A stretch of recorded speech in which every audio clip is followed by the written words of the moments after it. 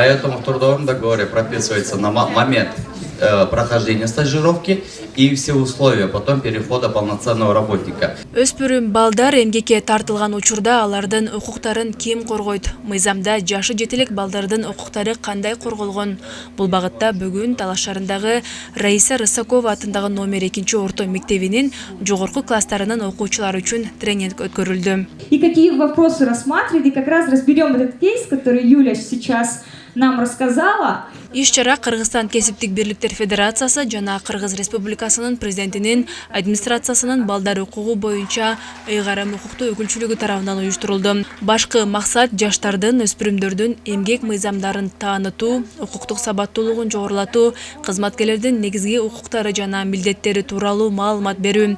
Ошондой эле эмгек мамилелеринде өз кызыкчылыктарын коргоо жөндөмүн өнүктүрүү. Азыркы мезгилде 14 жаштан баштап эле биздин балдар каникул убагында жумушка чыгууга аракеттенет. Бирок азыр сиз билесиз, биз международный обязательствобуз бар, балдардын конвенциясы бар, конвенция по правам ребенка. Ал боюнча биздин балдар укукка кандай десем, жумушка турууга, жумушка иштөөгө укугу бар. Бирок кандайдыр бир кандай өзүнүн эмеси мыйзам чегинде жолдору бар да. Эң биринчиден бул коопсуздук, анан кандай жумушка балдар чыгышка мүмкүнчүлүгү бар, кандай жумуштарга балдар эч качан чыкпаш керек да.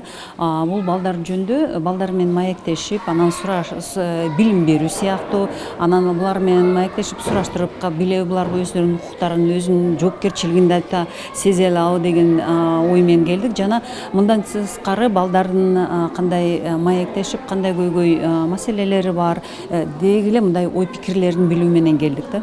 Ачык сабакта окуучуларга эмгек келишими, иш убактысынын режими, эмгек акы жана өспүрүмдөр үчүн кепилдиктер тууралуу мыйзам түшүнүктөр айтылды.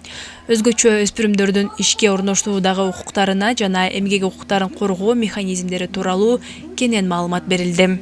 Кайсы жол менен иштеш керек, өзгөчө неформалдуу секторго барып калганда жамааттык келишимдер түзүлүш керек, келишим менен иштеш керек. Мисалы сен өспүрүм болгондон кийин 4 сааттан ашык иштебешиң керек. Анан ата-эненин уруксаты керек. Ана стажировка деп алдып коюп учурлар бар. Мына жайында билесиңер, кафелерге барып иштеп атышат дагы 1-2 жума иштеп атат, стажировка сен жарабай калдың деп жумуштан кетирип салган учурлар болуп атат. Ачык сабактын алкагында викториналык оюндар уюштурулуп, активдүү окуучуларга белектер тапшырылды. Элиза, второе место. И первое место Аяна. Поздравляем. Общая форма. Ачык сабакка катышкан окуучулар өздөрүнө тиешелүү эмгек укуктары тууралуу көптөгөн маалыматтарга ээ болгонун белгилешти. Мен буга чейин ушундай келишимдер жөнүндө көп мындай кененирээк маалыматты билбептирим, бирок бүгүн ошо бизге Асель эже ошо төрагалар келип бизге аябай жакшы маалымат берип кетишти. Эң биринчиден эле бул 14-16 жаштагы ушул адамдардын, биздин жаштардын деле укугубуз жөнүндө эмнелерди билишибиз керек, канча саат иштешибиз керек, бизге канча акча төлөнүшүн, канча саат иштешибиз керектигин түшүндүк. Мындай билим берүүчү окутуучулук иш-чаралар жаштардын кесип тандоого жана келечектеги эмгек ишмердүүлүгүнө жоопкерчиликтүү мамиле кылуусуна көмөк көрсөтүп, алардын укуктарын иш берүүчүлөр тарабынан бузулушунун алдын алууга багытталган. Айжамал Байырбек кызы, Чыңгыз Бокошов, Зена Ахматова, Талас шаары.